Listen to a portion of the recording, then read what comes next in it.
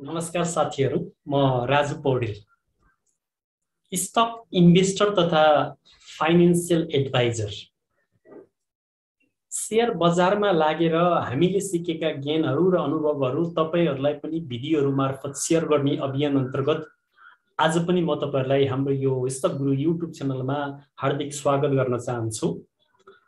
नेपालको non life insurance sector अन्तर्गत एकदमै बलियो बन्दै गइराखेको शिखरलाई समेत उछिन्दै अगाडि बढिराखेको नेको इन्सुरेन्स कम्पनीको फोर्थ क्वार्टरको रिपोर्टलाई आधार मानेर अध्ययन गर्दाखेरि यो कम्पनीको अवस्था के छ, यो कम्पनीले लगानीकर्तालाई कति प्रतिशतसम्म डिभिडेन्ड दिन सक्छ भनेर त अहिले हामीले भन्न सक्दैनौँ यसको फाइनल एक्चुअली रिपोर्ट नआएसम्म। तर अन्य वित्तीय सूचाङ्कहरूको अवस्था के छ यसको भन्ने बारेमा जानकारी दिनुको साथै यो कम्पनीको अहिले फाइनेन्शियल एनालाइसिसबाट हेर्दाखेरि विश्लेषण गर्दाखेरि के छ अवस्था, किन्ने बेला छ कि बेच्ने बेला छ कि होल्ड गर्ने बेला छ भन्ने कुराको पनि म जानकारी दिन गइराखेको छु। यो भिडियोमा मैले तपाईहरुलाई नेको इन्सुरेन्स कम्पनी लिमिटेडको फन्डामेन्टल एन्ड टेक्निकल एनालाइसिस लिएर प्रस्तुत भएको छु। यो भिडियो हेरिसकेपछि नेको इन्सुरेन्स कस्तो प्रकारको कम्पनी हो भन्ने कुरा तपाईहरुलाई छर्लङ्ग हुनेछ र क्लियर बुझ्नुहुनेछ भन्ने आशा मैले लिएको छु। अब म तपाईहरुलाई नेको इन्सुरेन्स कम्पनी लिमिटेडको फोर्थ क्वार्टरको आधारमा चिरफार गरेर यसको फन्डामेन्टल एन्ड टेक्निकल एनालाइसिस प्रस्तुत गर्न गइराखेको छु। नेको इन्सुरेन्स कम्पनी लिमिटेड जुन नन लाइफ इन्सुरेन्स सेक्टर अन्तर्गत पर्दछ र यसको शेयर आउटस्ट्यान्डिङ चाहिँ 1,52,16,337 किता यसको नेप्सेमा सूचीकृत भएको शेयर हो, जो पब्लिकको शेयर हो र यसको आजको यसको हिजोको क्लोजिङ प्राइस 1548 मा यसको बन्द भएको छ भने फेयर एन्ड ग्रिड मिटरबाट हेर्दाखेरि यो कम्पनी अहिले यो अवस्थामा छ, भर्खरै बुलमा प्रवेश गरेको अवस्था देखिन्छ भने यता चाहिँ 180 डेज एभरेजमा 1586.37 मा रहेछ भने डे चेन्ज आज 2.87% यसको मार्केट घटेको देखियो भने 52 विक हाइमा चाहिँ 1900 सम्म पुगेको रहेछ, लो चाहिँ 730 सम्म यो कम्पनीको मूल्य झरेको देखिन्छ भने अरु बाँकी सूचाङ्कहरुमा यसको अवस्था के छ भनेर म तपाईहरुलाई जानकारी दिन गइराखेको छु। नम्बर 1 मा पेड अप क्यापिटलको आधारमा यो कम्पनीको जम्मा जम्मी चुक्ता पुँजी 1,52,16,33,000 भन्दा माथि यसको पेड अप क्यापिटल छ भने रिजर्भमा चाहिँ 70,05,83,000 यसको रिजर्भ छ। इन्सुरेन्स फन्ड जो हामीले बारम्बार भन्दै आइराखेका छौं, लाइफ र नन लाइफमा सबैभन्दा महत्त्वपूर्ण इन्डिकेटर भनेको इन्सुरेन्स फन्ड र प्रिमियम कलेक्सन हो। यसले इन्सुरेन्स फन्ड कति जम्मा गर्न सफल भएको रहेछ भनेर यहाँबाट हामी तपाईहरुलाई देखाउन गइराखेका छौं। 1,11,73,20,000 भन्दा माथि यसको इन्सुरेन्स फन्ड रहेछ भने नेट प्रॉफिट जुन insurance fund quarter to quarter ग्रोथमा 10.94% ले वृद्धि गर्न सफल भएको रहेछ भने इयर टु इयरमा चाहिँ 34.34% ले इन्क्रिज गर्न सफल भएको रहेछ। नेट प्रॉफिट यसले फोर्थ क्वार्टरसम्म आइपुग्दाखेरि 54,06,34,000 भन्दा माथिले नेट प्रॉफिट आर्जन गर्न सफल भएछ, जुन नेट प्रॉफिट गत क्वार्टरको भन्दा यो क्वार्टरमा 15.55% ले इन्क्रिज गर्न सफल भएछ भने इयर टु इयरमा 20.53% ले इन्क्रिज गर्न सफल भएको रहेछ। त्यसैगरी हामीले हेर्नुपर्ने अर्को प्रमुख इन्डिकेटरमा प्रिमियम कलेक्सन हो, जुन प्रिमियम कलेक्सन यसले कति गरेछ भन्दा 1,63,28,56,000 यसले फोर्थ क्वार्टरसम्म प्रिमियम कलेक्सन गर्न सफल भएछ, जुन कलेक्सन गत क्वार्टरको भन्दा यो क्वार्टरमा -9.98% ले डिक्रिज भएछ भने इयर टु इयरमा चाहिँ 28.56% ले इन्क्रिज गर्न सफल भएको रहेछ। यसरी इयर टु इयरमा यसको सबै इन्डिकेटरहरुमा राम्रो ग्रोथ छ भने यता क्वार्टर टु क्वार्टरमा नेट प्रिमियम कलेक्सनमा चाहिँ डिक्लाइन भएछ। यसबाट यो कम्पनीको ग्रोथ चाहिँ स्ट्रङ छ भन्ने कुराहरु यो इन्डिकेटरहरुबाट पनि हामीले भन्न सक्छौं। त्यसबाहेक अन्य सूचाङ्कहरुमा यसको EPS एनालाइज 35.53 रहेछ भने डिस्ट्रिब्युटेबल इपिएस हुँदैन। किन हुँदैन भन्दा लाइफ नन लाइफको जबसम्म यिनको एच्युरी फाइनल अडिटिङ रिपोर्ट आउँदैन तबसम्म यी कम्पनीहरूले लगानीकर्तालाई कति प्रतिशतसम्म डिभिडेन्ड दिन सक्छन् भनेर आकलन गर्न सकिँदैन। त्यही भएर लाइफ र नन लाइफको डिस्ट्रिब्युटेबल इपिएस हुँदैन। फोर्थ क्वार्टर रिपोर्ट आइसकेपछि, फाइनल एच्युरी रिपोर्ट आइसकेपछि मात्रै यी कम्पनीहरूले लाइफ र नन लाइफहरूले लगानीकर्तालाई कति प्रतिशत डिभिडेन्ड दिने भन्ने कुराको बल्ल फाइनल हुन्छ। त्यसकारण यसमा 0 देखिएको छ भने पी रेसियो 43.57 छ, यो ओभर भ्यालु देखिरहेछ भने बुक भ्यालु चाहिँ 146.04 छ।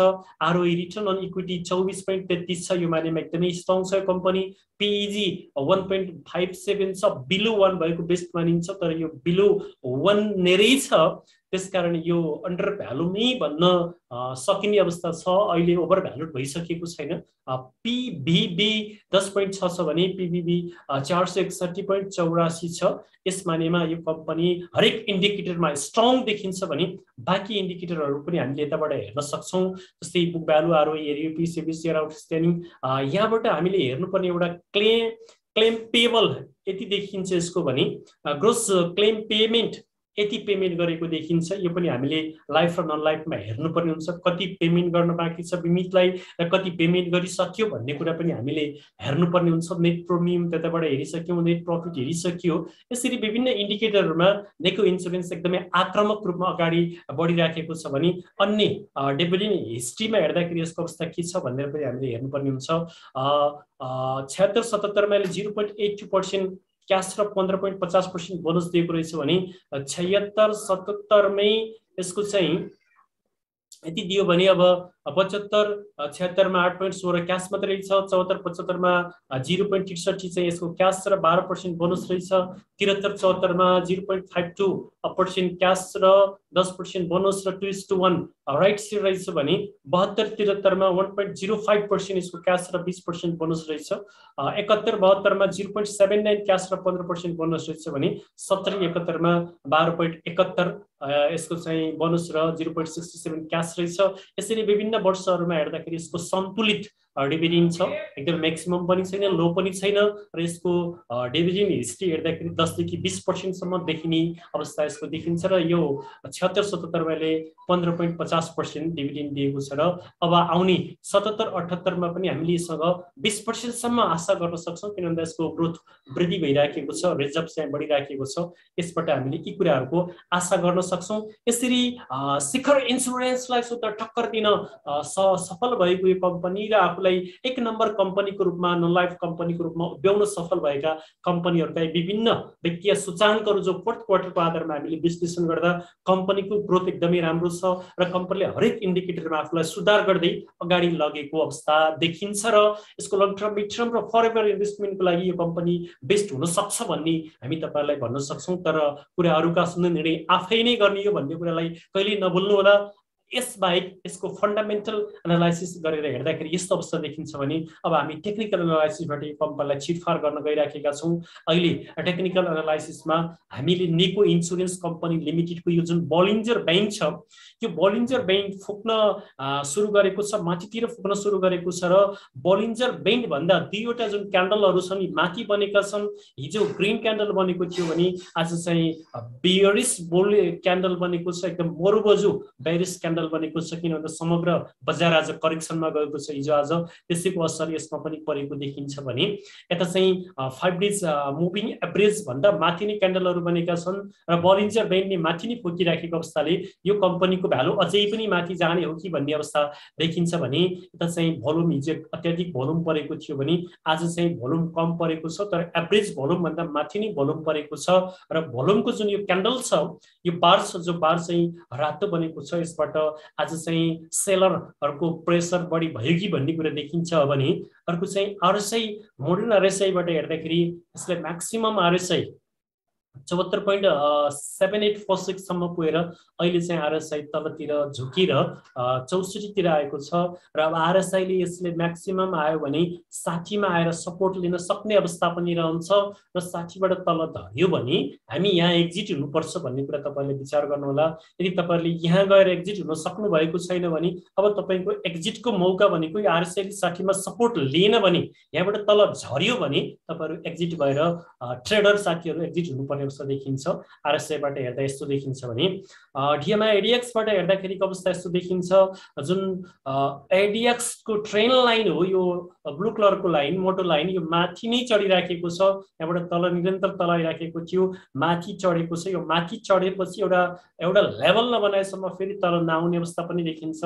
त्यसकारण यो चाहिँ समग्र बजारको करेक्सनले गर्दा नेको इन्स्योरेन्स कम्पनीको शेयर भ्यालुमा पनि करेक्सन भएको अवस्था देखिन्छ भने यता चाहिँ डिएमआई प्लस जुन ग्रीन लाइन छ यो लाइन माथि गएर फेरि तल झुकेको छ भने यता डिएमआई माइनस जुन बेरिस लाइन हो रेड लाइन यो रेड लाइन तलै छ तलबाट यसो घुम्न खोजे जस्तो देखिन्छ।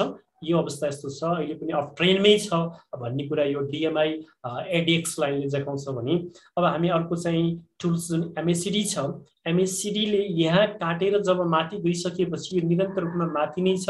यहाँनिर काट्न खोजेको थियो तर काट्न नसकेर फेरि माथि नै चढिराखेको छ।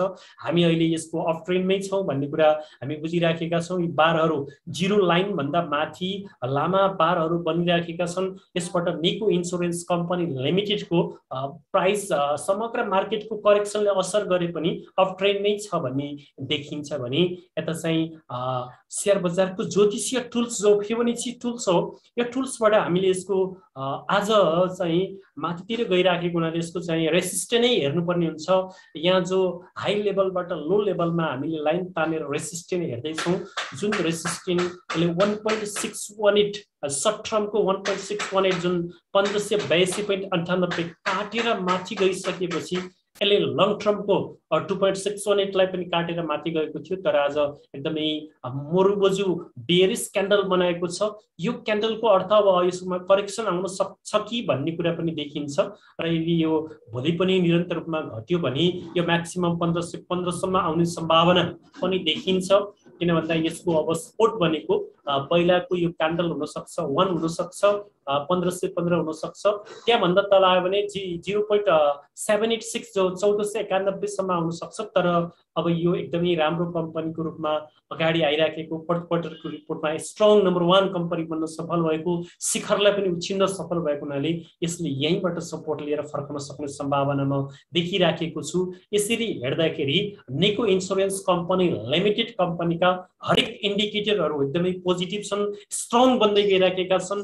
भविष्यको लागि यो कम्पनी एकदमै blue chips non life sector अन्तर्गतको ब्लू चिप्स कम्पनीमा पर्न सक्ने सम्भावना बढ्दैछ। अहिलेसम्म यसको जुन बोनस दर छ सन्तुलित छ। अब यो बोनस दरलाई उले बढाउँदै जानुपर्ने हुन्छ। शिखरको जस्तै बोनस दर बनायो भने मात्रै यो एक नम्बर नन लाइफ इन्स्योरेन्स कम्पनीमा आफूलाई दर्ज गराउन सक्छ भन्ने कुराको जानकारी गराउँदै यसरी नेको इन्स्योरेन्स कम्पनीको फोर्थ क्वार्टरलाई आधार मानेर यसको फन्डामेन्टल रूपमा चिरफार र टेक्निकल रूपमा चिरफार गरेर यो भिडियो तपाईहरु समक्ष प्रस्तुत गरेको छु।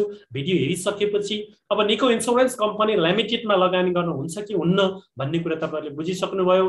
भिडियो हेरिसकेपछि लाइक र कमेन्ट गर्नु होला पोजिटिभ फिडब्याक दिनु होला र भिडियोलाई शेयर गर्न नभुल्नु होला। साथै हाम्रो च्यानललाई अहिलेसम्म पनि सब्स्क्राइब गर्न भ्याउनु भएको छैन भने तल लेखिएको सब्स्क्राइब बटनमा एक क्लिक गर्नु होला र आगामी दिनमा पनि यस्तै प्रकारका भिडियोहरू हेर्न चाहनुहुन्छ भने बेल बटनमा पनि एक क्लिक गर्नु होला भन्दै आजलाई म यो भिडियोबाट बिदा हुन चाहन्छु। हस्त नमस्कार, फेरि अर्को भिडियोमा भेटौँला।